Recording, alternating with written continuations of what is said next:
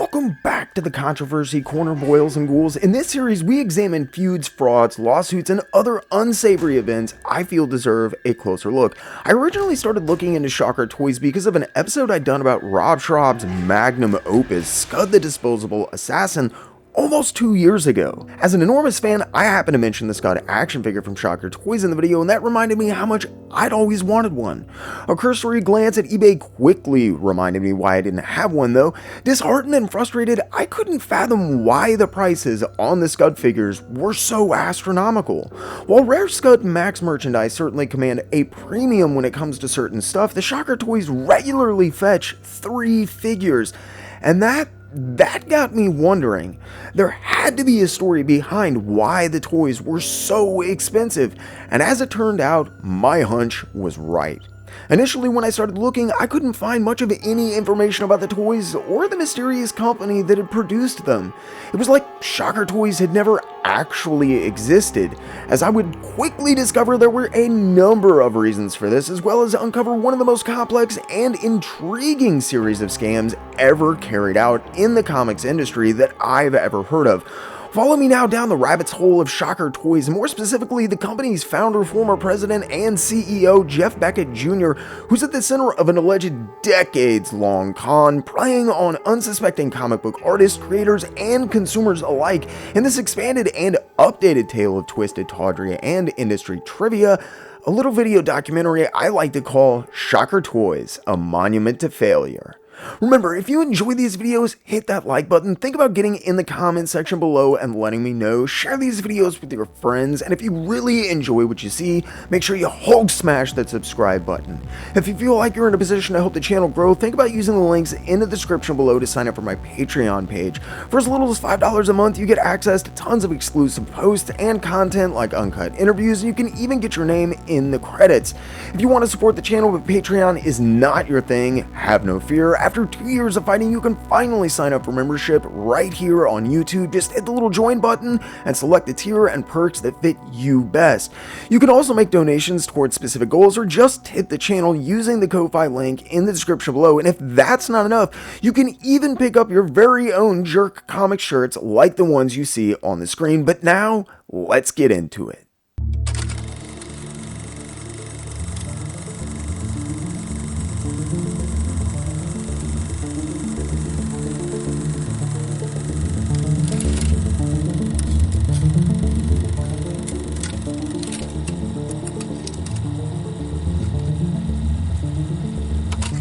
In spite of his best efforts, bullying and attacking naysayers for months, Beckett simply couldn't stop the wave of negative press that was starting to appear regularly online. Every time Shocker was mentioned, allegations of fraud, deception, and just short of outright theft were becoming increasingly imminent. And there's good reason for this. Apparently, since the moment they'd announced the Indie Spotlight series, Shocker had been accepting online pre-orders through their website for the proposed series. While this might have been fine had they bothered to ship out the orders, apparently this was not the case. Even after finally having product in hand after almost 3 years of pre-orders. Although the fine print was worded in such a way to make things as legal as possible on Shocker's end, what they were doing I can only describe as legitimately stealing people's money. They were and had been for an extended period been accepting money for figures that they could never produce. And Geoff Beckett knew this. Shocker had lost license to some of the figures that they were advertising and had been announced years prior, so there was no chance those figures were ever going to see production. The most damning evidence of all that Beckett and Shocker were just as crooked as people were claiming was that in the rare cases where figures were actually produced, Shocker was simply not sending merchandise out to those that had paid for it. This was done for 2 reasons. One, I think that Beckett was growing increasingly greedy, and the prospect of easy money, telling people you were going to send them stuff and then just never doing it, was simply too tempting.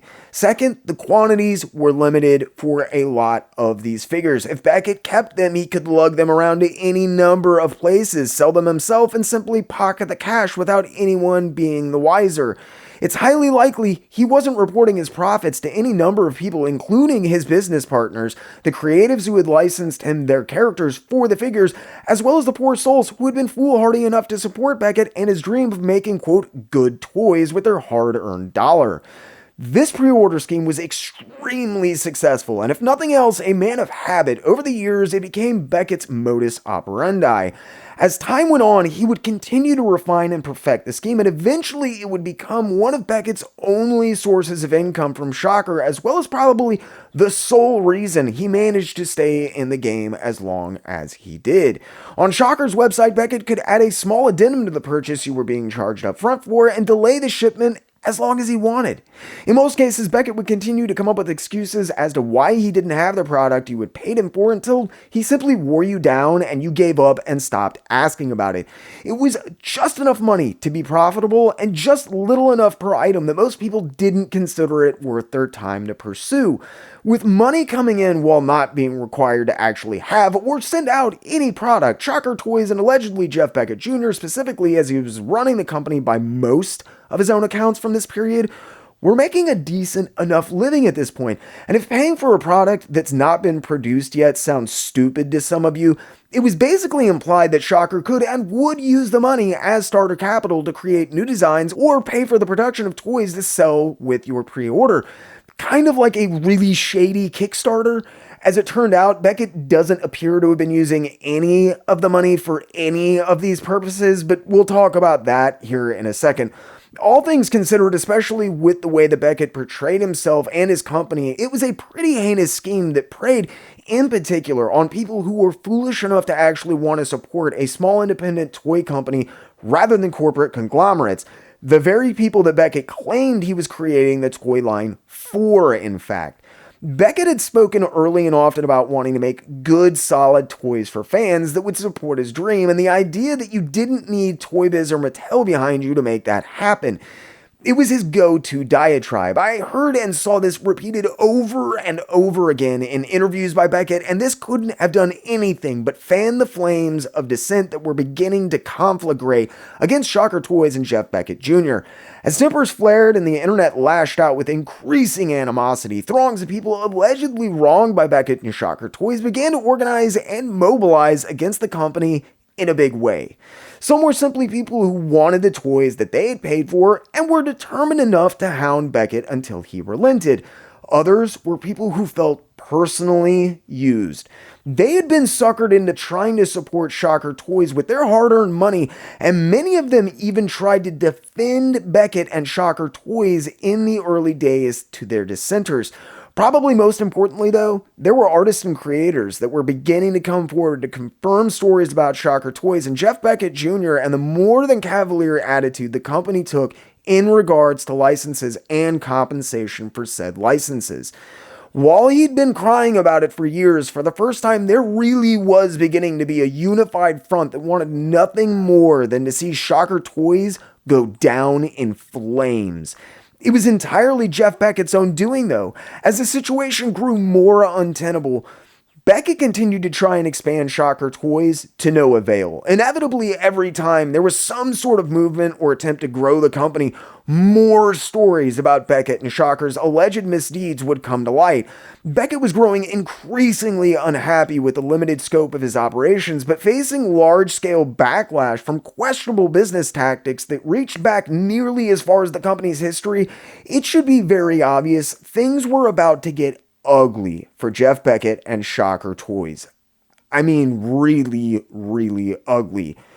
Of the innumerable announcements and prototype pictures that Shocker made and shared about supposed additions in the Spotlight series following the first wave, only 5 figures were ever displayed on the backing card of any Shocker Toys merchandise: Dick Tracy, Ignacia, Jack Staff, King Zombie, and the Tick.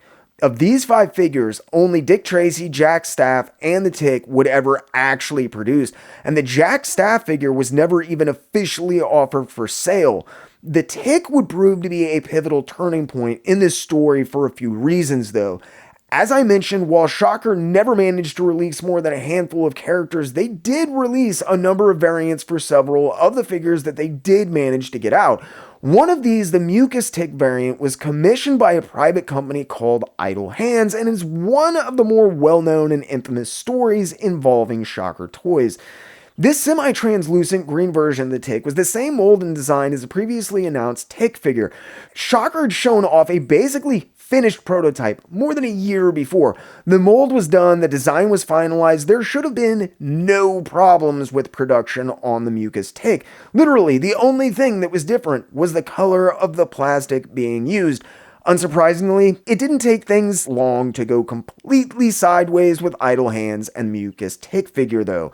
Apparently, as part of the agreement with Idle Hands, not only did Shocker Toys graciously agree to produce the toys for them, but because they had developed such a quote strong online presence, they had volunteered to sell and distribute the mucus tick figure for Idle Hands on their very own web store as well. At first, things seemed par for course. The usual pre-order announcement went up, people started paying for figures that didn't exist, and then there was nothing. It wasn't unlike Shocker to fall silent for long periods of time, but with money tied up in the project and increasingly anxious about the entire deal, Idle Hands began a rather public attempt at getting either their money or the product that they had paid for from Shocker. And what would prove to be a laborious and protracted affair, after more than a year of non-payment, no merchandise, and more insane stories than I have time to relay here, Idle Hands was fed up. Eventually, they managed to legally seize what was left of the mucus tick stock from Beckett. If you're wondering what I mean by what was left, by the way, it was discovered once the story began being publicized that Beckett had allegedly been illegally selling the figures, which had indeed been produced, at conventions and other outlets, and pocketing the cash rather than sending them to Idle Hands. When they did finally manage to get the mucus figures from Beckett, Idle Hands alleged that most of what was left had been damaged from improper shipping and storage, rendering the toys virtually worthless to them. At the end of the rope, and with what little product they were ever going to get in hand, Idle Hands revealed just why they had been so ardent about getting the toys from Shocker and Beckett in a truly insane twist I don't think anyone saw coming. It turned out that not only had Idle Hands commissioned and paid for the mucus tick variant up front, in essence fronting Shocker the money to produce the figures in the first place, which by all rights they could have just done themselves by paying for goods and services, but according to Idle Hands, they had been conned into paying for the cost of producing, shipping, and packaging the standard tick figure as well. Apparently, Idle Hands had a good bit of money tied up, and when the standard tick figure fell behind schedule, Beckett managed to convince them that helping with production on the standard tick figure would speed up production on the mucus variant, which Idle Hands needed in hand to recoup costs as soon as possible. Idle Hands claimed Beckett repeatedly came to them with setbacks and sob stories before eventually approaching them with the big con. After all the delays and problems, Beckett allegedly told Idle Hands that the molds, machinery, and merchandise was being held hostage by Chinese factory workers. The basic idea behind the con is simple. Factory workers are unhappy for one reason or another that's never Beckett or Shocker's fault, and are holding either inventory, tools, or molds used to create the toys ransom for varying amounts of cash. Along with pre-orders, this idea of freeing merchandise or other property that's being held hostage by Chinese factory workers for one reason or another would become one of the staples for Geoff Beckett Jr., as I mentioned.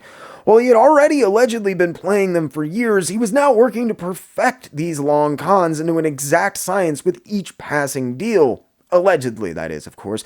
Beckett told Idle Hands that these Chinese factory workers were demanding thousands of dollars for the release of Beckett and Shocker's property, including the mucus tick variant they were so eager to get. This is how Beckett was allegedly able to take Idle Hands so badly.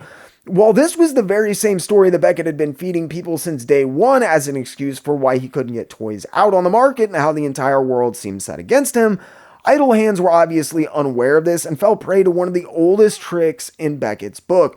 Frustrated and with no real recourse to speak of, to my knowledge, they were the first company to come out and openly discuss allegedly being defrauded and taken advantage of by Geoff Beckett Jr. and Shocker Toys. While some people have questioned Idle Hands' version of events over the years, claiming that they had to have been aware of Shocker's reputation by the time of the mucus tick deal, I have zero doubt that Idle Hands is telling the truth. While there's a number of things that I could point to, I think the biggest clue here is the fact that a tick figure actually exists. Stretched to his financial limits and his company in ruins with zero overhead and production costs to himself or Shocker, this explains how the Tick figure ever even managed to come out when virtually nothing else Beckett and Shocker ever talked about did. I also get the feeling, just from reading their statements and talking with them a little, that the people running Idle Hands are fairly on the level honest and just trusting people, or at least they were. When the dust settled and Idle Hands finally got their damaged inventory from Shocker, they claimed to be out some $20,000. Incredibly, the story of Shocker's Tick doesn't end there, though. While work was still being done for the release of the original Tick figure, another company, Astro Zombies, had also commissioned a Tick variant, this one translucent blue. As I said, the folks over at Idle Hands seem like pretty nice, quiet people. Beckett really had to go out of his way to piss them off, and even then, when they could have gotten really nasty about it, they didn't, and I want to applaud them publicly for that. More than anything, it felt like Idle Hands spoke out so that no one else got taken advantage of like they did. Astro Zombies, on the other hand, appear to have bought into a lot less of Beckett's crap from the very beginning. While they may have been unaware of his reputation, they never got suckered into paying for anything other than the actual toys that they were supposed to get or anything. When Shocker failed to deliver on the full shipment they'd paid for, claiming that they'd been shorted by their manufacturer, Astro Zombies did some checking around of their own. They quickly discovered that not only had Beckett indeed gotten the full shipment of translucent blue ticks, but he had allegedly then sold part of the shipment at one or more conventions before then shipping Astro Zombies what was left. According to Astro Zombies, when they confronted Beckett about this via digital communication, he threatened to, quote, kick their ass. This was the final straw for Astro Zombies, who were done putting up with Geoff Beckett. Instead of writing a nasty email or yelling obscenities into a phone, an Astro Zombies representative tracked Beckett down and showed up to have a little conversation with him in person at a convention a few weeks later. There wasn't a physical confrontation or anything. Beckett's far too much of a coward for such things, I believe, and Astro Zombies eventually just wrote the entire thing off. But the translucent blue and mucus tick variants proved to be the final straw for many consumers as well. Although, almost unbelievably, this isn't the last we would see of Beckett's tick figure. The tides were turning on Shocker in a big way. Between public decrees of unethical and allegedly illegal activity on Beckett and Shocker's part and a mounting mass of online complaints and accusations about unfilled orders, by the end of 2010, the writing on the wall was becoming more and more difficult to ignore. Despite the public turning on him en masse and a reputation that preceded him basically wherever he went following the Idle Hands and Astro Zombies fiascos, Geoff Beckett showed up to the 2010 San Diego Comic-Con with a sweaty armful of most likely legally questionable convention exclusives once again. This time he had the Dick Tracy villain, the Blank, the Dan Garrett Blue Beetle, Matt Wagner's Grindel, and Barry Hubris, who was another version of the Tick, as well as Mallow versions of the Max, Mr. Gone, and Laserman. At least he had them for sale. See, the thing was, Beckett didn't have any prototypes or even other people's stock to sell by 2010. He was spread far too thin and was likely a leper that no one wanted to touch in the toy business. Because of this, Geoff Beckett Jr. allegedly decided to take his online pre-order scheme to the next level. To guarantee getting the extremely limited convention exclusives, you could pre-order them right then and there from Beckett Jr. at the Shocker booth, where he personally guaranteed you would get your toys just as soon as he got his shipment in from the manufacturer. It was the CEO and founder of Shocker Toys you were paying directly, and that had to count for something. And it did, just not, I think, what people who were paying him thought it did. I don't know how he was even claiming to keep track of who paid him for what, but not long after the 2010 San Diego Comic-Con, astoundingly, pre-orders also became available for the supposedly extremely limited convention exclusives directly through Shocker's own web store as well. Obviously, the figures never arrived. More and more people started to talk, and if Beckett had made enemies and earned himself a reputation before this moment, it was all quickly dwarfed and eclipsed by this single convention appearance. Of these 7 prepaid exclusives, only one Mallow and the blank figure would ever see production, and that wouldn't be until years later. This was probably it for Beckett and Shocker Toys, the end of an era in a lot of respects. There's just no coming back from blatantly taking money from people in person, promising them merchandise in return, and then never sending it. Not even for the alleged master con man himself, Geoff Beckett Jr. Beckett still had plenty of designs and ideas, but the Shocker LLC wasn't worth the money that Beckett probably wasn't paying the business license for anyways. It was finally over. It had to be. Everyone was covering the story of Beckett's alleged illicit activities, and most importantly, the public seemed to have made up their mind once and for all about Shocker Toys and its equally notorious proprietor, universally condemning and cursing Beckett's name at every opportunity. This was the end of Beckett and Shocker Toys. Or looking at the runtime, was it? In 2011, Shocker Toys made one last desperate attempt to redeem themselves in the eyes of the public. Beckett and Shocker released an online statement claiming they were going through a, quote, corporate restructuring due in no small part to and in hopes of remedying the innumerable unfilled orders and production delays which, while they were out of Beckett's hands, had thus far prevented them from getting orders and the summer exclusives that had already been paid for to consumers like they wanted to. Also, seemingly out of the blue, Beckett claimed that the second wave of the Indie Spotlight series had been completely designed and was ready for production, but they didn't have the capital to start producing figures without help. Combing through archives of old websites and forums, there's a bunch of posts Shocker put up claiming a number of different things. The most common is the same old story of tooling, molds, machinery, and inventory being held hostage by angry Chinese factory workers for one reason or another. However, when this didn't satiate people, at one point Shocker did also claim that there were problems with Chinese customs having to do with concerns about lead paint, and once again, as if it didn't sound completely insane enough the first time around, that their goods had been stolen en route to the US by pirates. I think even better than the pirates, though, is when Geoff Beckett Jr. claimed that Canada was the reason he couldn't get his toys. Mind you, not a company or an individual, the whole of Canada. Beckett claimed that the country of Canada was being chosen or somehow favored over Shocker Toys in ways I'm not entirely clear on by the manufacturer that he was working with. The country of Canada being given favor over Shocker was somehow responsible for yet another hostage negotiation with disgruntled factory workers where Beckett tried to pawn off responsibility for the delays on Shocker's releases, as well as garner money from unwary passerbys who heard his tales of supposed woe. Allegedly, that is. There was also a completely bizarre story about a Hong Kong agent named Ken Long. Long had supposedly stolen money from Beckett and Shocker that they'd earmarked for payment for the factory workers producing the figures. This theft of funds was what had resulted in the molds, tooling, and merchandise being held hostage in at least one case, as well as perhaps several others. What kind of agent, why they were dealing with him, or what exactly he did for Beckett and Shocker is completely unclear. The fact that he had stolen money had resulted in delays and Beckett's renewed need for money to rescue materials. Not Beckett himself, though. It was all this Ken Long guy. The stories just kept getting bigger and more elaborate, and I think a lot of people were simply watching and waiting for the entire thing to come crashing down around Beckett's ears. Incapable of running a company, and likewise incapable of admitting that fact, things were getting completely out of hand by this point. It was also becoming painfully obvious Beckett was more than willing to say anything to anyone in order to line his own pockets.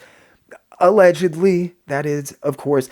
As tales began to bubble over and out of internet comment sections and forums into conversations between people who had been conned out of money and were out for Beckett's blood, the entire situation seemed to be reaching a fevered pitch online. Something was going to happen, It just wasn't clear what that something was. It was announced right around this point that Geoff Beckett Jr. was going to do a panel about Shocker toys at the 2011 San Diego Comic-Con. I don't know whose idea it was, but the panel had to be the equivalent of comment trolling. No one in their right mind was going to give Geoff Beckett Jr. a pulpit to preach on by 2011. And I get the feeling that whoever set it up was doing exactly that, setting up Geoff Beckett Jr. As news of the panel spread, the internet waited eagerly for reports about what transpired at the Shocker Toys San Diego Comic-Con panel, like passers-by at the site of a horrible accident. You just couldn't help but stop and look. Most everyone assumed that anyone who bothered to show up was going to be on a disgruntled warpath of one sort or another, seizing the opportunity to confront Beckett in person. Not long after the panel took place, though, it was clear people had pretty much just lost interest. At least most people. There were no blow-ups or other drama from angry customers as many had expected. In fact, only about 50 people cared enough to actually show up. One revelation that did come during the panel was that the other partners in Shocker Toys had apparently either stepped down or left. Beckett was joined on stage by his new partner, Eric Danger. Aside from this, the panel was fairly uneventful. That is, until one person stood up from the crowd during the Q&A section when called upon, and instead of asking a question, simply walked up to the stage and handed Geoff Beckett Jr. an envelope.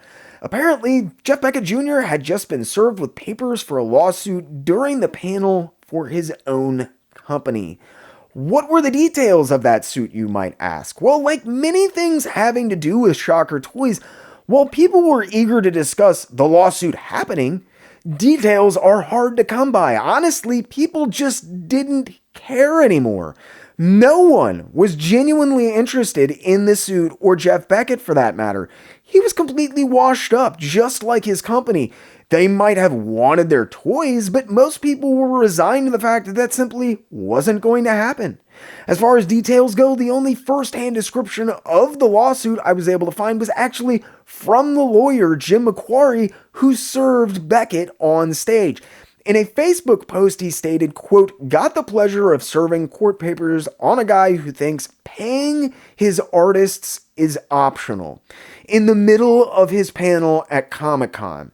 Kind of a jerk move, but he's kind of a jerk guy." While this makes allusions to artists, it is far from clear exactly which individual McQuarrie is referring to.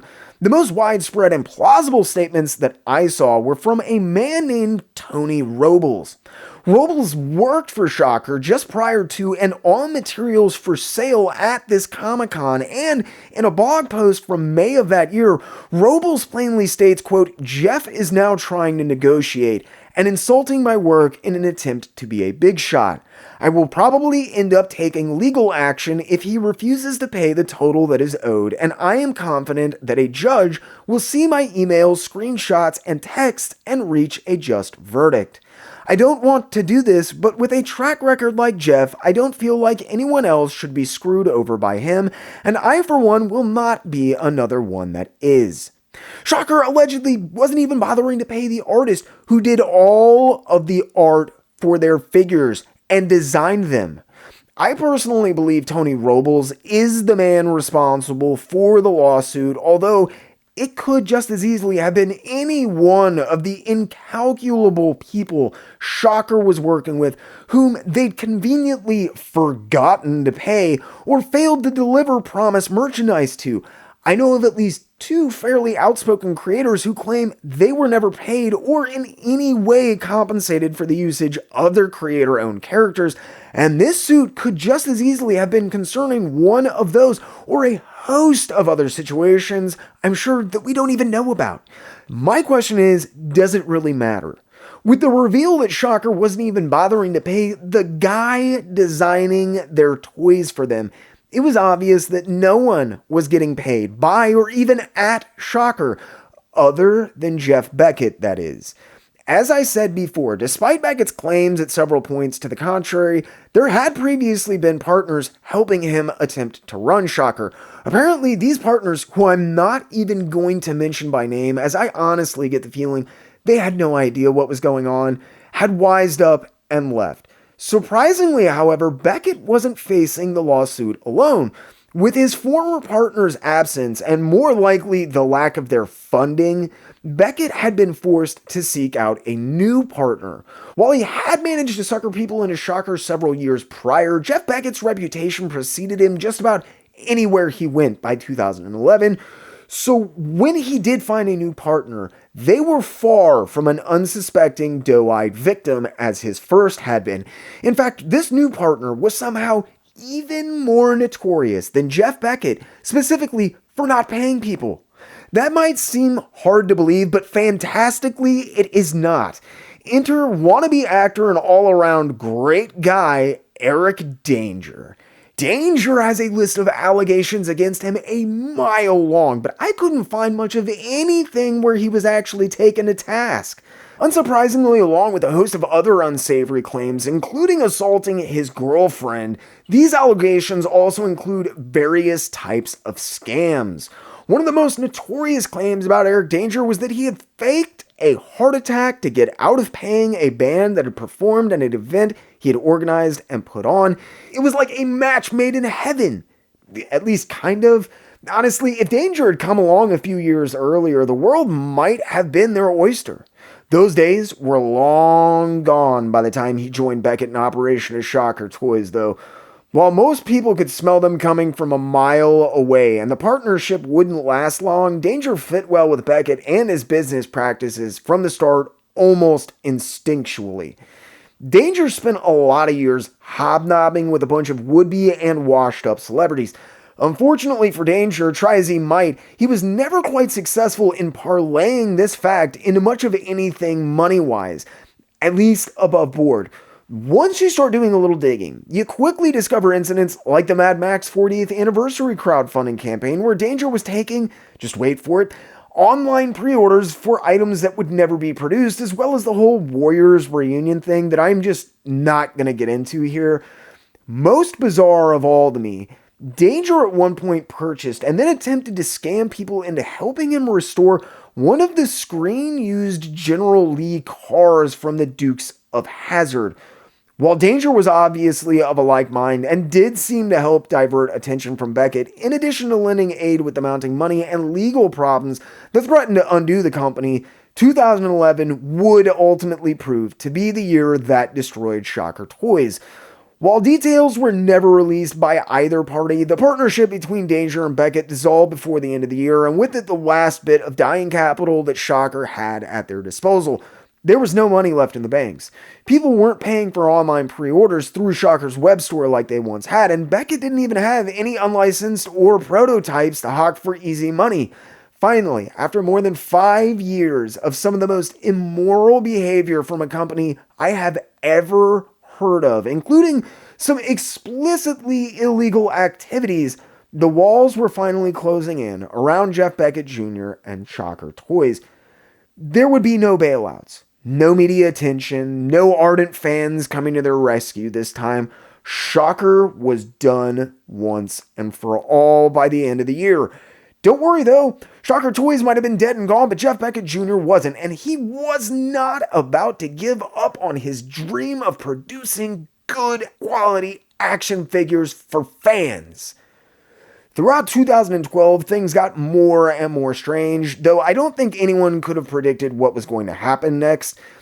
As he was forced farther and farther into a corner, his claims and actions became increasingly erratic and unpredictable, even for Geoff Beckett. Following the loss of Eric Danger, his sole remaining partner in Shocker, sometime during the early part of the year, Beckett tried his most ambitious and desperate gambit to date. Using several of the reasons stated in the 2011 public statement by Shocker Toys concerning the setbacks and delays that they had had, the name and reputation mangled beyond repair, Beckett shuttered Shocker Toys once and for all by mid-2012. Instead of politely bowing out of the industry, he was so obviously overstaying his welcome in, though, Beckett decided to double down. In a public statement that Beckett made, he explicitly stated he was no longer an employee of Shocker Toys, and went on to claim that 1, he had never been the CEO or operator of Shocker, as he had claimed so many times in the past, and 2, the problems with the company had not been his fault, and 3, that Beckett had officially severed ties with the company due to the improper business tactics they employed, as well as their failure to produce toys which customers had paid for, including the second wave of the Indie Spotlight series and the Mr. Gone Mail Away exclusive, which had failed to materialize as well. Because of these, as well as other problems that the public was not privy to, Beckett then made the unreal announcement that he was starting his own toy company again for the first time. A company Beckett affectionately dubbed GBJR Toys. While he admitted to having worked for them, Beckett insisted that he had never ran or in fact even been very heavily involved with Shocker. Quote, "Hello, Richard. In response to your concerned comments, you raise all good points, which I can answer for you.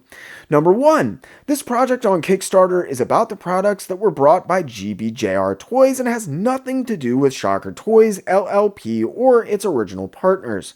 Geoff Beckett Jr. was one of 4 partners at Shocker Toys, LLP, and has since resigned from that company and started GBJR Toys. He purchased the rights for original toy lines and retained certain rights, like Shockini's, through legal process. To our knowledge, all pre-orders were refunded and many attempts were posted by the Shocker Toys company to alert to the fact the line was cancelled. At no time did the Shocker Toys LLP company ever rip off characters. All characters were obtained through the legal licensing process with signed contracts. We cannot speculate on agreements Shocker Toys LLP had between artists or sculptors they may have used or not used. We ourselves use 3D artists who are paid in full, and this is what is sent to our factory to produce our tooling from." End quote. Despite this fact, and with Beckett consistently insisting that GBJR was in no way, shape, or form even associated with Shocker Toys, he followed this claim with an indescribably puzzling statement. While according to Beckett, GBJR was in no way connected to Shocker, not only had GBJR purchased all of Shocker Toys' molds, tools, and licenses, and would be picking up where they had left off, basically beginning with the long-awaited second series of the Indie Spotlight series, that isn't the weird part. GBJR wouldn't just be making the toys that Shocker was supposed to have made forever ago. They would even be fulfilling orders that had been made through Shocker, which hadn't been fulfilled yet on their own dime. Because, Geoff Beckett Jr. is just that kind of guy, allegedly. Quote, "Whatever was produced or not produced by Shocker Toys LLP, we cannot speculate on, but GBJR Toys did promise fans who pre-order products that they would fulfill the orders at their own cost. As toy fans, we ourselves hate when toys can't make it to production, and this is why we have started this Kickstarter to get the toys made with everyone's help and into the stores and shelves of collectors and customizers." End quote. I mean, all he wanted to do was to get toys into the hands of fans, and he took it as a personal affront that Shocker had used his designs and good name to take advantage of fans and consumers and creatives. Never mind the fact that GBJR had somehow seized control of Shocker's Facebook page. Perhaps the most damning piece of evidence to even a novice examining Beckett's claims about Shocker and GBJR being completely separate entities was the fact that the GBJR Toys website directly linked to the Shocker purchase pages, namely the pre-order pages. GBJR was pulling the exact same pre-order scam that Shocker had. Beckett hadn't even bothered to move the URLs or anything. It was utterly shameless. While people were obviously wary and most people had their guard up, many hoped that regardless of the truth about GBJR and Shocker, Beckett would at least use the opportunity to actually produce toys like he had always talked about doing, between allegedly swindling people out of what was a small fortune by this time in our twisted little tale. Instead of concentrating on getting out the designs they had promised in the past, or even sending out the figures that people had already paid for, like Mr. Gone or the San Diego Comic-Con exclusives, Beckett decided to take the opportunity to try and revive the long-dead second wave of the Indie Spotlight series instead. With his partners, and more importantly, their money long gone, his bridges all burnt and seemingly broken, Beckett and GBJR attempted to raise funds for the line via a series of crowdfunding campaigns. Beckett was attempting to ply on the new name and face that he'd put on Shocker with GBJR, hoping against hope that people wouldn't put the pieces together and he would just somehow pull himself out of this inexorable tailspin that his life had been in for years at this point. GBJR launched several unsuccessful crowdfunding campaigns trying to do just this, but they quickly encountered a growing amount of resistance from a number of sources. At least one individual, hell-bent on getting the campaigns shut down, actually employed one of Beckett's own tactics against him. And rather successfully, I might add. Apparently, upon discovering that Beckett was the man behind GBJR, and that the name change was simply a way to try and sidestep the growing number of problems Shocker and Beckett had been facing due to their poor business practices, an online watchdog group immediately mobilized and reported at least one of Beckett's campaigns, though I believe it happened a few times. They successfully got at least one of these campaigns shut down. After having a number of campaigns either taken down or fail to reach their funding, Beckett grew increasingly agitated and began to claim that he was being systematically singled out and harassed. Quote, "Well, everyone, thanks to the internet trolls who breed on Whoosh, Bleeding Cool, and other biased sites, our campaign has been frozen. They falsely reported us to Indiegogo, in effect ending our campaign and ruining our momentum we had for Series 2 and Indie Spotlight in general. What happened to collecting toys and having a great time doing it? When did malicious, devious, and downright nasty behavior become part of it? We hope to get this situation resolved and get our campaign back on track, and we hope to see the collecting community come together as a whole and support us in a show of our love for toys and collecting without the lowdown, dirty tactics of people out there to get their own kicks. We thank all those that contributed or were going to contribute," end quote. The reason or reasons that he believed he was unfairly being targeted are unclear, but Beckett was eventually successful in silencing this group, along with others who took up the cause and eventually getting a campaign launched successfully. While they didn't reach their goal, this was a big win for GBJR Toys anyways. Beckett and GBJR would allegedly go on to subsequently integrate this flexible funding crowdsourcing angle into their pre-existing online pre-order scheme, fleecing hundreds, if not thousands of people for tens of thousands of dollars in the process. As it turned out though, there was likely more than one reason GBJR's campaigns were taken down, and it might not have actually been any online watchdog organization that got it shut down in the first place.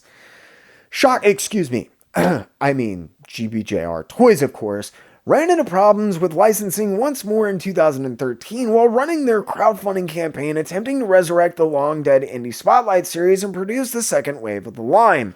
One of the characters not only announced for the line but also prominently featured in preview images and other promotional material was none other than Paul Grist's Jack Staff. According to Grist, he had licensed the character to Beckett 7 years earlier. The license had only been for 3 years. So when he got wind that Jack Staff was one of the figures being used to promote the GBJR Indie Spotlight Series Wave 2 campaign, Grist quickly contacted Beckett to get the figure taken down. Beckett did quickly respond by removing the figure from the campaign as requested, but in name only. Beckett was in dire straits, although even if he hadn't been, I'm not sure he wouldn't have pulled the same stunt. After being contacted by Grist about the licensing issue, Beckett did stop using the name Jack Staff. However, refusing to give up on a design that he paid for, or in retrospect, more likely he hadn't paid for, but had anyway, Geoff Beckett Jr. started advertising an unpainted Jack Staff figure as a make-your-own blank figure reward for backers of the campaign. Grist, who claimed that he'd simply initially written off the figures since they had never gone into production, he'd never seen a penny from the whole thing, and the license had expired 4 years prior, got ticked off enough, he addressed this situation in the back of one of his Mudman comics following Beckett offering the make-your-own blank version of the Jack Staff toy. In the issue, he specifically called out Geoff Beckett Jr., concretely connecting him with both Shocker and GBJR toys by name, confirming that Beckett had presented himself as the president and CEO prior to Shocker Toys going totally tits up, and going on to say he's holding the same position, whatever that is, at GBJR Toys. Grist concluded by warning other creators who might be thinking of working with Beckett, Shocker, or GBJR, it takes a lot for someone to actually use space in their comic book to take you down a peg, but this was just the start of the absolute horror story that is GBJR Toys. Much of 2013 and 2014 was spent building unsuccessful crowdfunding campaigns, at least seemingly unsuccessful. See, Geoff Beckett started using crowdsourcing programs which allow for what's called flexible funding almost immediately following his initial attempt on Kickstarter being flagged, as I mentioned. Flexible funding means that even if you don't reach your target goal and successfully fund the project, you can still collect the money that was pledged. I'm sure you can see where I'm going with this. After initially running into problems on Kickstarter and then on Indiegogo, GBJR subsequently moved their campaigns from an actual crowdfunding platform to GoFundMe. GoFundMe allowed GBJR and Beckett to do a few very important things that helped increase the efficiency and longevity of their pre-order schemes. It also importantly made it at least appear that they'd reached their goal, thereby encouraging others to contribute. Most importantly with GoFundMe though, there was literally zero legal recourse for people who chose to give Beckett money. It was a charitable donation. Neither GBJR Toys or Geoff Beckett Jr. were even expected to deliver product on. This move also crucially allowed Beckett to keep the campaigns going as long as he wanted to, and that has been a long time. At the point I'm recording this, in 2022, that GoFundMe page for the Indie Spotlight series is still open and accepting pre-orders for items from a company that no longer exists. Over a matter of months, Beckett and GBJR Toys were finally able to reach their goal to start work on the long-awaited Indie Spotlight Series 2 figures, although the series was by then being called the Indie Spotlight Comic Book Heroes line, which is hilarious if you think about it. Geoff Beckett Jr. had sunk so low, he was now ripping off the name of the Toy Biz line that he claimed had stolen his own idea years before. Unbelievably, the campaign, as I mentioned, was successfully funded, and while the Jack Staff figure never came out, most of the other figures did eventually see production. Mind you, all of the figures except for the Tick, which had actually been produced by Shocker, had been announced as part of Wave 1 of the Indie Spotlight series, so Beckett had been allowed ample time to work on them prior to this. While it's fairly surprising how much of this second wave eventually made it out, for the record, I'm not sure how many of these, if any, made it into the hands of those who pledged to the GoFundMe campaign or any of the other campaigns, or if Beckett just kept all of the merchandise and sold it at conventions like he so often did. Allegedly, of course that is, as always. When I was researching this piece, I could not believe that there was as many people who seemed to have fallen for Beckett's farce as it appeared. The campaign raised a whopping 20 grand, which, although it isn't an inordinate amount of money, is a rather astonishing feat for a company as publicly battered and decried as GBJR. When I started looking into it though, the fact is, Of the $20,000 raised by the crowdsourcing campaign for the Indie Spotlight Series 2 figures, $10,000 was supplied by a company named Angry Viking, and another $6,000 was from Red Star Comics. While I was unable to find any official connection, Angry Viking is one of the very few companies that has ever stood behind Beckett, no matter what company name he was operating under, and that I previously believed the two to be connected. However, I ended up having a rather lengthy correspondence with the owner and operator of Angry Viking, and the real reason behind their loyalty to Beckett became very quickly evident. Angry Viking had attempted to enter the toy market with a crowdfunding campaign a few years prior to the Indie Spotlight GoFundMe campaign. Beckett, being a toy expert, had interjected himself into the situation, offering his expertise in the toy market and to handle things for Angry Vikings, who eventually fell prey to Beckett and his silver tongue. What followed has literally been years of Angry Viking attempting to get the toys that they paid Beckett to produce. In a very similar situation to the Idle Hands situation some years earlier, Beckett was able to successfully con Angry Viking into backing subsequent business moves and production costs in order to speed up or facilitate the production of the product they were initially promised years prior.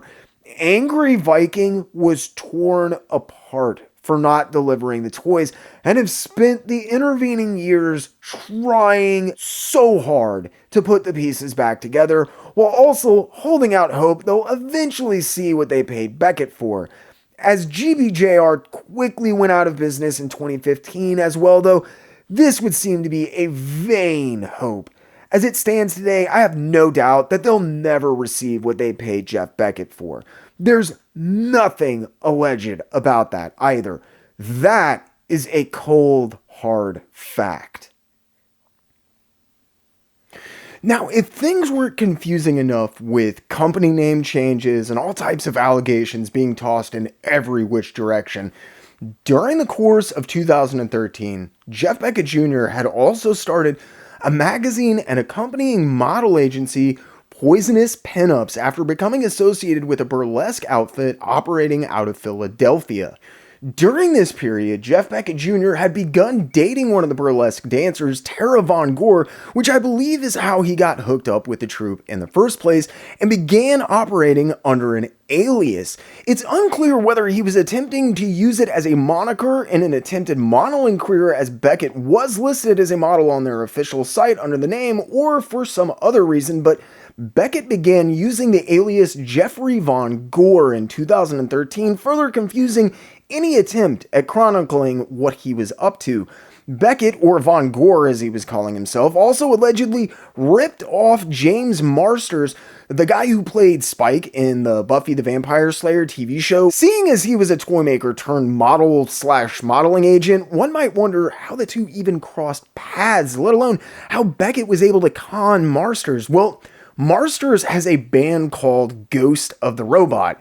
Ghost of the Robot had started just prior to the final season of Buffy the Vampire Slayer in 2002, but had gone on hiatus a short while later in 2004 before reuniting the same year that Beckett, or Von Gore or whatever, talked them into playing at an after party he was hosting in 2013. Though details aren't exactly crystal clear on this one, soon there were yet more allegations of non-payment leveled at Beckett, this time by Marsters and Ghost of the Robot, who alleged Beckett had failed to pay them for their performance. While it might not be entirely clear what exactly went down, this does simply feel like more evidence. Beckett seemed to think himself somewhat invincible in a lot of regards. I think it's also quite clear that Beckett was a sociopath, spiraling completely out of control and very nearly on the brink of having a complete break with reality, as his entire existence continued to deteriorate into a chaos of his own design. Following this downward trend, Beckett would spend the next year and a half squeezing the last remnants of whatever he could out of his toy company, and I do use that term loosely here, by utilizing the tried and true pre-order scams he'd allegedly been operating for nearly half a decade by this point. In the process, Beckett would end up running GBJR just as far into the ground as he had Shocker, but in only a fraction of the time. By the middle of 2014, one might assume that Geoff Beckett Jr. would have been forced to do something different, that people would have wised up, and he would have had a hard time making a sucker out of just about anyone after almost a decade in the hot seat. But not really, as in like at all. Still pulling the same old stunts, Beckett was not stupid, and he was smart enough to know he had to change his game up, if only just enough. Both Shocker and GBJR were millstones around his neck more than anything else by 2013, and the company's reputations not only preceded him but also precluded him from peddling his wares so carefreely as he had done in the past. Basically, everywhere he went, there was someone interested in buying his stuff. There were also angry mobs with torches and pitchforks scaring them off as well. Caught in between the proverbial rock and a hard place, Beckett hedged his bets, and while he didn't call off his annual tradition of taking San Diego Comic-Con customers for all that they were worth, he instead decided to simply alter his game plan and came at things with a slightly new angle. Beckett employed a new tactic when hitting the San Diego Comic-Con that year. Rather than one large central GBJR or Shocker Toys booth to attract as much attention as possible, as he had done so many times before, in 2014 Beckett split his operations, instead opting for several smaller booths. This was done not only to avoid mass attention on the brand and anyone who might be on the hunt to get merchandise that they had paid for, but also allowed Beckett to get other people to sell his toys for him, as his own name and face had become just as, if not more, infamous than that of either Shocker and GBJR. Even with all of this, he wasn't completely convinced he'd be able to pull it off, and Geoff Beckett hedged his bets by convincing a shop just outside of the convention to sell his merchandise on consignment as well. Loaded for bear, Beckett didn't stop there though. He even went so far as to replace the distinctive Shocker logo and derivative GBJR logo on his merchandise that year by basically outright copying the distinctive San Diego Comic-Con eye logo in yet another effort to conceal the identity of the brand and individual attempting to sell you toys. If it sounds like he went a little overboard considering how little flack and attention he'd received in the past, these fail-safe methods were likely employed due in no small part to some of the items which Beckett stocked at that year's San Diego convention. Among the figures for sale at that year's convention were the Tick and Mr. Gone. The same Mr. Gone that Beckett and Shocker had promised to people who sent in proofs of purchase for the entire first wave of the Indie Spotlight figures nearly a half-decade before. While Beckett insisted that they had sent out the Mr. Gone figures to people who had paid for them at prior conventions, ordered them online through Shocker, or sent in proofs of purchase 5 years ago, this was not true. It was also later revealed that Ben Edlund had pulled the license for the Tick several months before. Apparently, Ben Edlund had been doing a signing of the figures at one point and caught wind of the ugliness taking place behind the scenes with Shocker, GBJR, and Geoff Beckett Jr. Both Edlund and New England Comics legally notified Beckett and GBJR that their license agreement had been with Shocker, not GBJR. The license had expired, and while Edlund and NEC wouldn't force a legal injunction to prevent Beckett from selling those figures that had already been produced, Beckett and GBJR were legally prohibited from producing any further Tick merchandise in the future. We all know how much rights and licenses matter to Beckett, though. Unsurprisingly, the Tick had been featured in the GoFundMe, Kickstarter, and Indiegogo campaigns, had several variants produced, and been available longer than any other toy that Geoff Beckett ever produced, obviously easily outselling basically every other toy he'd managed to produce in the last decade combined. Because of this, while they agreed to cease and desist producing the figures to Edlund and NEC's face, Beckett continued to allegedly produce the Tick figures with the mold and tooling that they were still in possessions of at his beck and whim. The cracks were really starting to show with GBJR, and if Beckett's toys had been poorly and cheaply produced in the past though, I have no clue how to describe how ineptly produced and even packaged his new product was. Of all the examples out there that prove how determined Beckett was at cutting corners in production, rushing things, and stuffing as much loose change as he could into his pocket during the process, none of them hold a candle to Mr. Gone. Without a doubt, the rarest and most highly sought after of any toy that Beckett ever released. If you actually see one of the Gone figures in person, you will be absolutely befuddled as to why this is.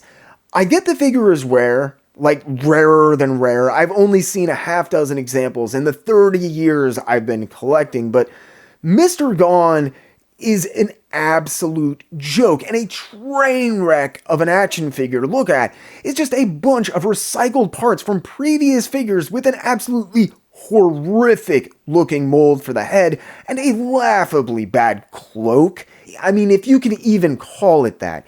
It's actually more like a wad of fabric that Beckett hastily wrapped the figures in so you couldn't see how badly the body was botched, and then stuffed it into a package. And what a package it was. What's really funny is they couldn't even afford to make new backing boards for the figures. Not only is there no name card on the front of the box, despite there being a clearly defined space resulting in this big gap on the lidding where it should go, telling you who the figure is, but the backing card is actually for the Tick. Entirely out of funds, the Mr. Gone figure had literally been cobbled together almost entirely from spare parts. The body was from the Indie Spotlight Shadowhawk figure, and the backing card was from GBJR's Tick, with only the head having to be cast in order to produce the figure. If this sounds absolutely laughable as an attempt to produce a professional action figure, let me assure you it is. Beckett was desperate though, and willing to try just about anything.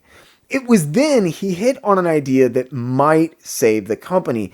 That is, had there been any company left to save. I mentioned that there were several failed crowdfunding campaigns during this period throughout 2013 and 2014. What I didn't mention was that these were all based around the same goal: producing figures for Golden Age comic book characters. It might sound weird, but the licenses for these characters had fallen into public domain and wouldn't cost him a dime. Beckett had actually brought along a group of prototypes with him to the San Diego Comic-Con in 2014 for what was going to be the Golden Age Heroes line by GBJR.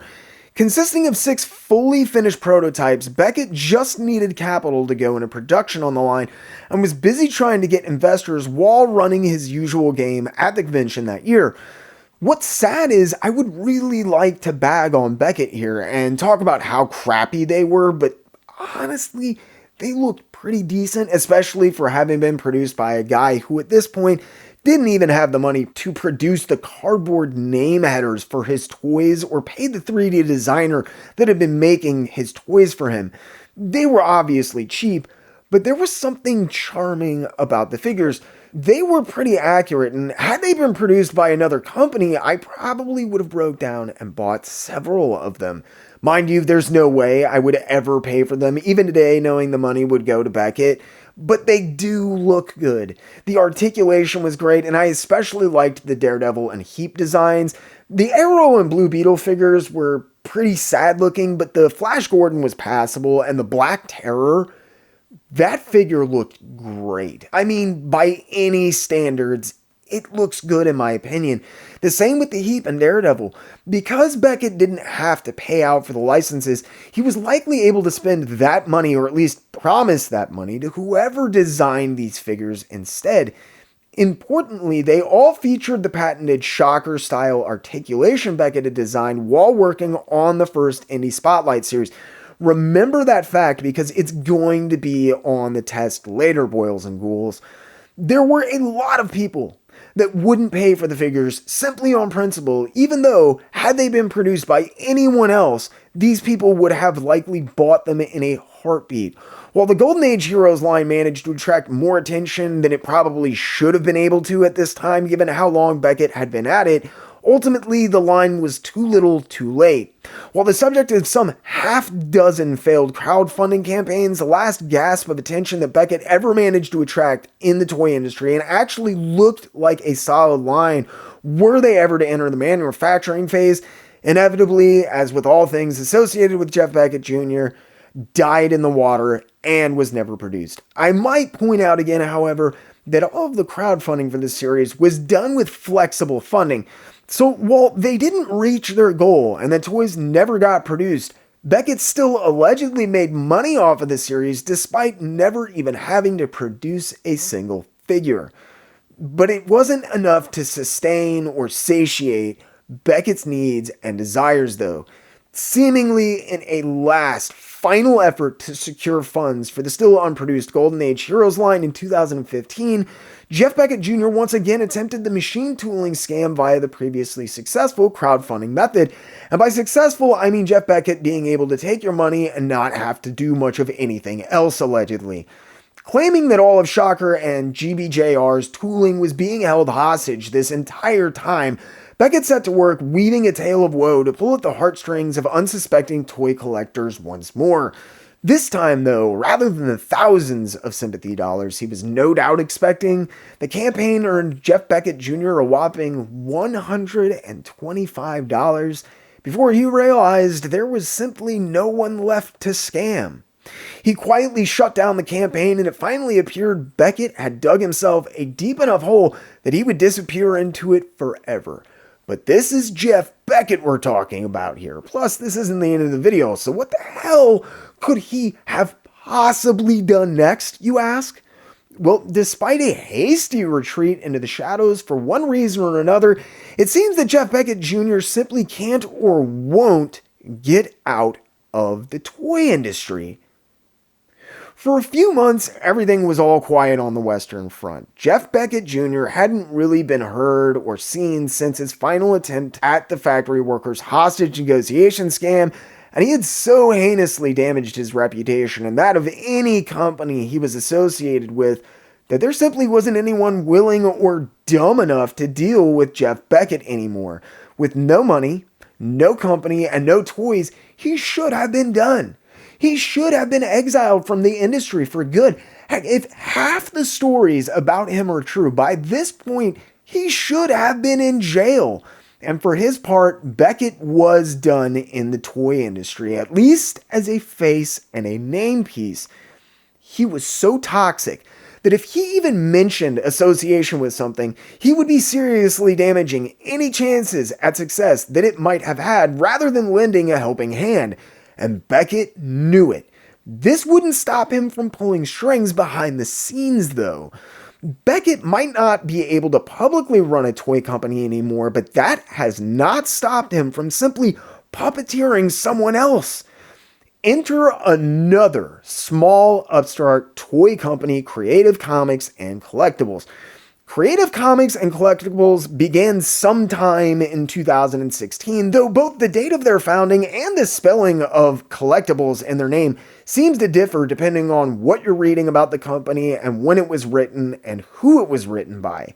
Creative Comics and Collectibles is the first company Beckett has operated that I know of which he didn't start, at least not on paper. Because details are so sparse and vague having to do with Creative Comics and Collectibles, I can't say with any sort of certainty that Beckett hasn't been pulling the strings from day one, though. While it's obvious to anyone with a brain he's behind the whole operation, he hasn't ever showed his face. Creative Comics and Collectibles is instead owned and operated by another man, one who seems just as strange as Beckett, legitimately calling himself Draxton. I've no clue what the guy's real name is, but I can tell you his first name ain't Draxton. I can also say with 100% certainty that he isn't the guy actually running Creative Comics and Collectibles. Despite this, Draxton Zaccone is the sole name and face that will pop up in any and all kind of pictures, posts, write-ups, or any other bit of information about Creative Comics and Collectibles. As with many of his attempted and alleged scams over the years, while Beckett does the legwork of creating a new identity for himself in the form of a new company or a new name or a new face, he doesn't do much in terms of trying to actually conceal his involvement to anyone paying any real amount of attention, though. Even a cursory glance at Creative Comics and Collectibles quickly reveals who's really running the show, and it's not Draxton Zaccone. I say that again. The first piece of major evidence that got me suspicious in digging a little bit deeper into Creative Comics and Collectibles was the fact that Beckett had willingly tossed in the towel on GBJR in 2017 and just called it quits. From the outside looking in, Beckett had closed up shop and walked away from the industry for good. He didn't try to start another company or set up another scam to elicit sympathy and make money, or even make an attempt at one last great stand. He just gave up. This was not like Geoff Beckett Jr. I mean, the guy had been living on fumes since the day Shocker opened its doors, but he just didn't have any give up in him. He was clearly willing to do anything, say anything to anyone at any time to stay in business. And while he might have been an abject failure as a businessman, he was tenacious as hell.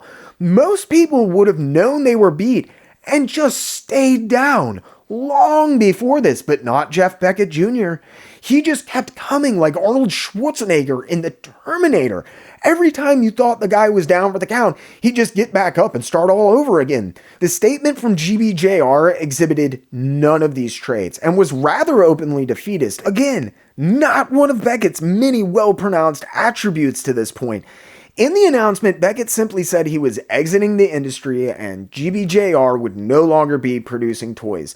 While they were aware there were open orders, they couldn't be held monetarily responsible for orders made from Shocker Toys since they were in fact different companies. If you had ordered through GBJR and hadn't received your products, Beckett offered an email with the promise of either a refund or what merchandise they did have on hand in exchange.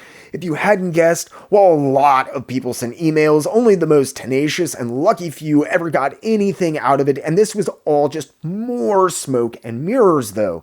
The other two major tip-offs that got me curious were details concerning interviews with Zaccone I happened across, as well as the product that they produced. In them, Zaccone spoke about being a 3D designer and an artist, but not running a company. He also talked a good deal about the look and the design of the figures, but made no mention of the distinctive articulation featured on his proposed line of figures.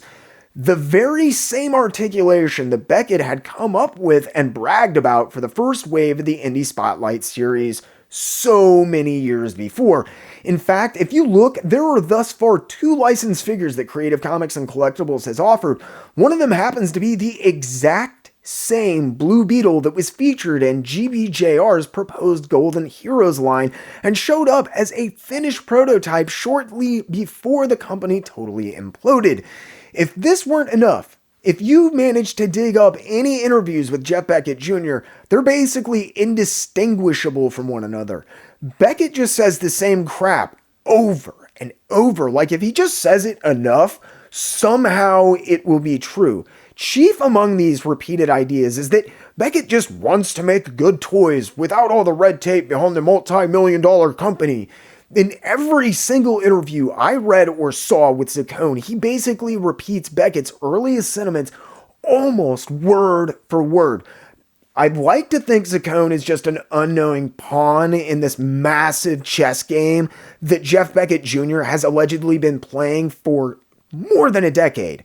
But I'm not entirely convinced of this, especially as more time passes, as Beckett's involvement with the company has repeatedly been called into question publicly. There's something off about Zaccone. It might be that he's basically talking for someone else and just comes off bad. but I get the feeling he's more like Eric Danger, a willing and knowing accomplice of Geoff Beckett Jr., trying to sneak him back into the industry that he's abused so vilely and for so long through a side door without anyone noticing. I don't have any proof of this, but I find it very difficult to believe that people don't know exactly who and what Geoff Beckett Jr. is when they get into bed with him at this point. If you're wondering why I'm not using the word allegedly nearly as much, especially considering that there's nothing online from Creative Comics and Collectibles that would suggest that Beckett is even so much as employed there, while there's been a lot of finger pointing and assumptions made after months of research, I can 100% unequivocally say that Geoff Beckett Jr. is involved with Creative Comics and Collectibles, and that the company has outright lied about this fact in press releases and social media posts. While I did a lot of armchair sleuthing, in the end, it was Angry Viking who directly confirmed my suspicions. After looking at the design of their toys, especially the articulation and the fact it was the exact same Blue Beetle, the licenses that they were working with, and heard Zacone speak in interviews, I was pretty well convinced that Geoff Beckett Jr. was the one pulling the strings, but I didn't have any hard evidence to corroborate this. When Angry Viking started showing up and even providing art for some of Creative Comics and Collectibles crowdfunding campaigns, I knew I was onto something though.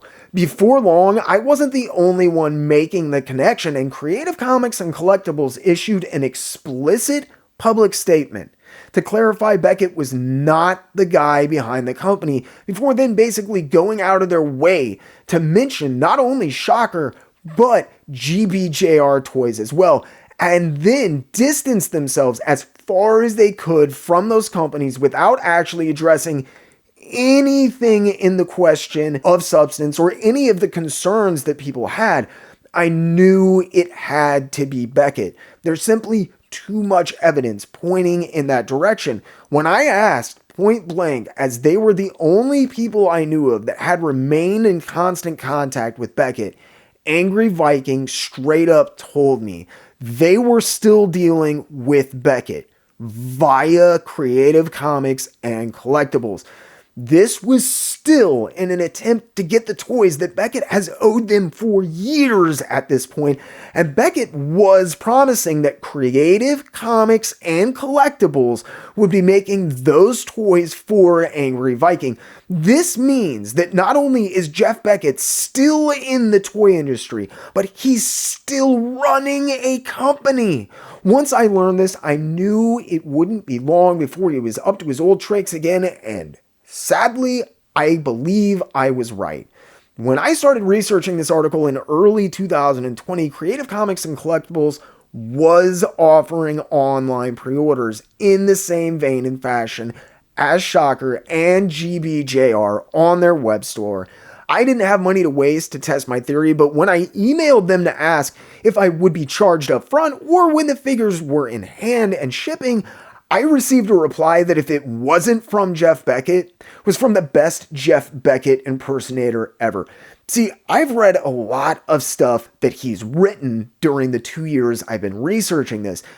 Beckett has a habit of not using spell checking correctly and fixing autocorrections, and his messages often read like one of those bad emails about Nigerian princes needing your help to recover their money that you see jokes about online all the time.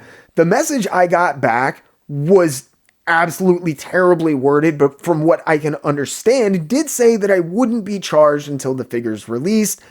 I don't believe that, but I did want to point out that fact here.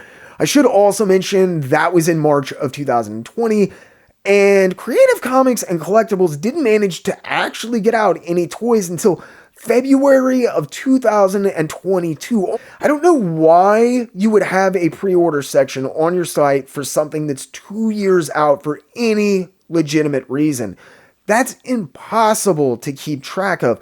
Going back in pre-sales for 2 years, I'm not buying it.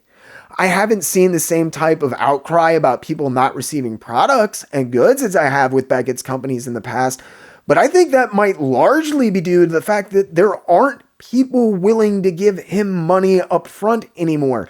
In the few forums where I did find people talking about the toys and wanting to pick them up, they all basically agreed the only way they would even consider doing that was through a distributor like Big Bad Toy Store, where you're guaranteed product or a refund.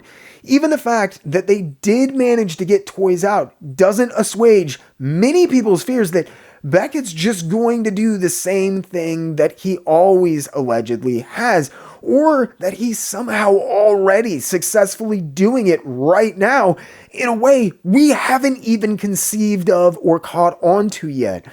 Creative Comics and Collectibles has announced dozens of figures, but to this date has only gotten out 2 licensed figures, the Blue Beetle and Cassie from Hack Slash, along with their Vikings and Barbarians line. Given how long it took to actually produce the licensed toys, unless they renewed the licenses on Cassie or had something long-term in place this time, that license is more than likely expired and was expired when they made the toy.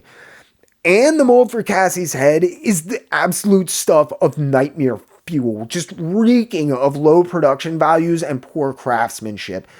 As I mentioned, the Blue Beetle is the exact same mold that Beckett showed off at the 2014 San Diego Comic-Con, and while he looks totally decent, probably should, considering it took Beckett 2 companies and more than 8 years to get the figure on the market. It might take them forever, but the mere fact that Creative Comics and Collectibles has managed to actually get toys out onto the market, even to a limited extent, is deeply, deeply troubling for me, and one of the reasons I've decided to make this updated and much deeper dive. While I can't say for sure, it's beyond difficult for someone like Geoff Beckett Jr. to just clean up their act overnight. But for now, I can only watch and wait for him to slip back into his same old habits. This time, fortunately, I am far from alone, though. There's more spurious people than ever talking about Creative Comics and Collectibles, putting the pieces together for themselves, and even a growing number of people who straight up refuse to buy their products, even if it's in hand and distributed by someone else that they trust, because they dislike Geoff Beckett Jr. so much. That's actually pretty impressive. I mean, in an absolutely train wreck, garbage person, terrible way, but impressive nonetheless. To get someone who has never met you to dislike and even in some cases hate you so much just on principle that they won't even pay a measly $20 for an action figure, and an action figure that they actually like and want to buy. That's incredible, but that's the legacy of Shocker, GBJR, Creative Comics and Collectibles, and most importantly, Geoff Beckett Jr. Alleged lies, alleged fraud, and no matter the case, so much squandered potential, but people are still talking about them. Like I said, they may not ever be remembered as a great toy company, and Geoff Beckett Jr. may not ever be remembered as a great man, but they will always be remembered as a great and true lasting monument to failure.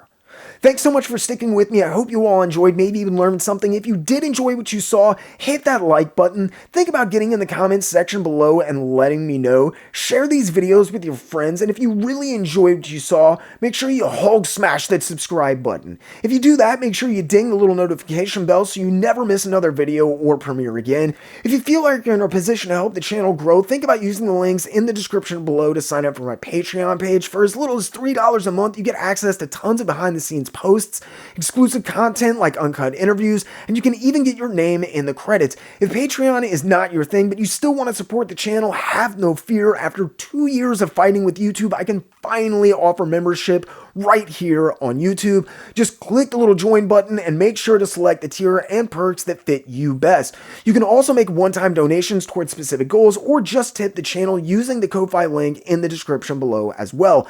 If that's not enough, you can even pick up your very own JerkComic shirts like the ones you see on the screen now. As always, this video was made possible by the Jerk Broadcasting Service as well as generous grants from the Patreon members, Ko-Fi donations, and YouTube members you see on the screen now. I'd like to seriously thank every single one of you who has chosen to support the channel. I think the quality of the videos has really been improving, and I just really hope I'm doing you all proud. Most importantly, I hope you all enjoyed, maybe even learned something. Thanks again for sticking with me, and as always, I really, truly, and honestly ask only two things. Keep hitting those local shops, and keep reading comics.